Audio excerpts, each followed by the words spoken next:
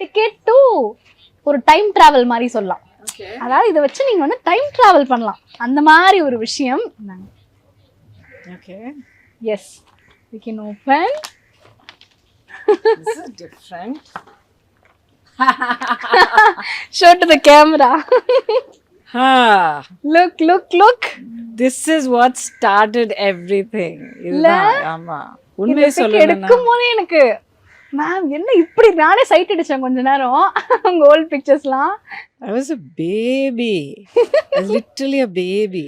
ஆமா, நான் இண்டஸ்ட்ரிக்கு வரும்போது எல்லாருக்கும் தெரிஞ்சிருக்கும், 1000 வாட்டி சொல்லியிருக்கேன் அந்த கதை. பட் ஆக்சுவலி இண்டஸ்ட்ரிக்கு வரும்போது எப்போவுமே இது ஒரு லைஃப் லாங் ட்ரீம். நான் ஒரு ஆர்டிஸ்டாக வரணும், நான் ஹீரோயின் ஆகணும், மேக்கப் போடணும், இது பண்ணணும், அது பண்ணணும், பேர் புகழ் என்றைக்குமே எனக்கு இருந்ததில்லை.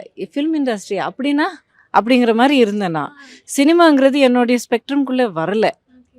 நான் என்னுடைய புக்ஸு, என்னோட நாய்க்குட்டி, ஃபேமிலி, படிப்பு அது தவிர வேறு எதுவுமே தெரியாது எனக்கு லைஃப்பில்.